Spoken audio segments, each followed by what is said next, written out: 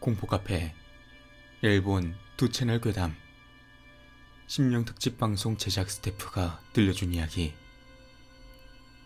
이 이야기는 심령 특집 방송을 제작하는 스태프가 체험한 기묘한 일이라고 합니다. 이런 류의 괴담이나 남양 특집 방송을 자주 보시는 분들은 잘 아실 텐데, 이 스태프가 방송 제작에 참여했던 시기에는 비디오 관련 소재가 많았다고 합니다. 영능력자를 데려오면 불만이 많다는 뒷사정도 어느 정도 있지만, 결정적으로는 제작비가 많이 싸다는 게 큰 이유였다고 합니다. 최근에는 TV 방송국도 불경기라 그런지 아마추어가 투과한 것 같은 테이프 가격을 싸게 받아다 쓰는 게 편리하다고 말해줬습니다. 다만 이건 회사 측의 경영적인 입장이고, 현장 쪽 의견은 완전히 반대라고 합니다. 그냥 영능력자를 데려와 교외 폐허 근처로 촬영을 가는 쪽이 훨씬 빨리 끝나고 제작 효율이 높다는 쪽을 선호한다고 합니다. 게다가 유튜브 동영상의 경우에는 적당히 짜집게 해서 같은 건 할 수도 없고, 저작권 문제로 투고자와 이야기를 하여 허락을 구하지 않으면 안 되기 때문에 유튜브의 경우에는 이게 가장 큰 애로사항이라고 토로했습니다. 정말로 있었던 모모모 같은 제작회사라면 연락을 취하는 일이 어렵지 않았을 텐데, 그렇지 않으면 연락을 해봐도 대답이 없는 경우도 있다고 하니, 그래서 썼던 것을 또 쓰는 방식의 악순환도 생겨난다고 합니다. N군도 그런 역할을 맡은 AD 중 하나였습니다. 이 이야기는 그가 어떤 동영상 사이트에서 심령 스팟 돌격 영상을 투고하는 사람에게 직접 연락을 주고받았던 때의 이야기라고 했습니다. 지금으로부터는 N군이 저에게 직접 말한 것입니다.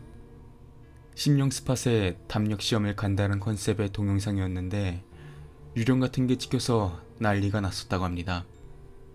투고자도 언급하기도 했고, 직접 보니 영상적으로도 꽤 쓸만해서 직접 연락을 했다고 합니다.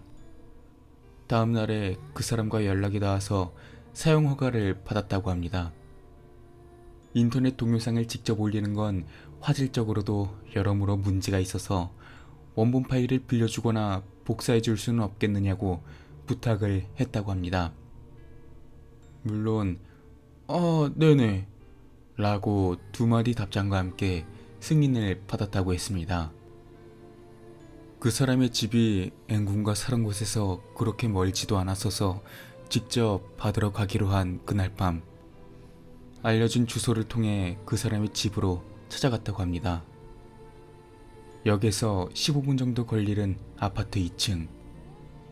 그 사람이 말해준 주소였는데 초인종을 누르고 투고자가 나오는 것을 기다리기 시작했다고 합니다.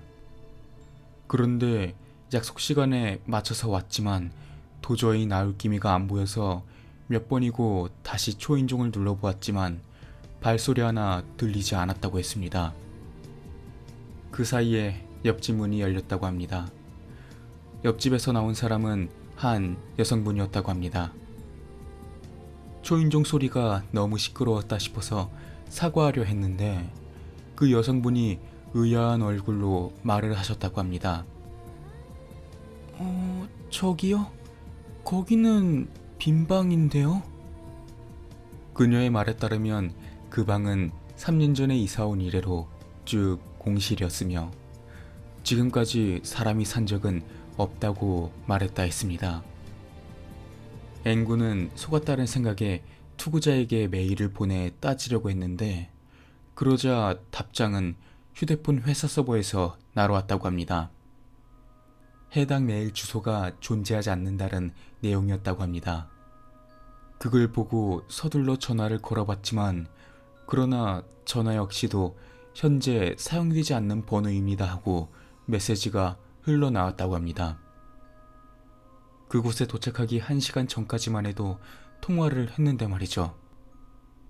밤 9시 넘어서였으니까 전화 해약도 금방 될 만한 시간도 아니었고, 만약 장난을 치는 거라면 그렇게 큰 정성을 들여서 장난을 치는 의미도 알 수가 없었다고 합니다.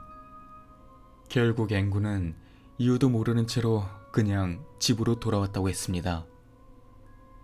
다음 날 방송을 위해 영능력자의 조언을 얻으러 갔을 때 그분이 갑자기 앵군한테 이렇게 말했다고 합니다. 아이고, 만나지 못해서 정말로 다행이구려.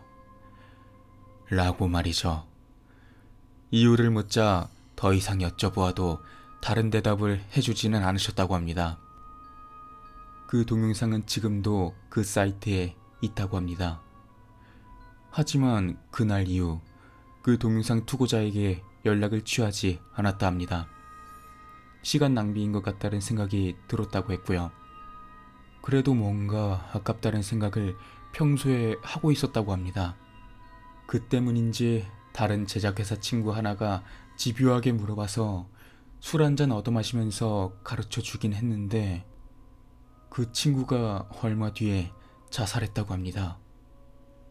앵부는 자기가 알려준 게 원인인가 싶어서 요즘 마음이 무겁다 했습니다. 그 일을 겪고 난 후 심령방송과 관련된 일에서는 손을 떼고 지금은 다른 방송 제작을 하고 있다고 합니다.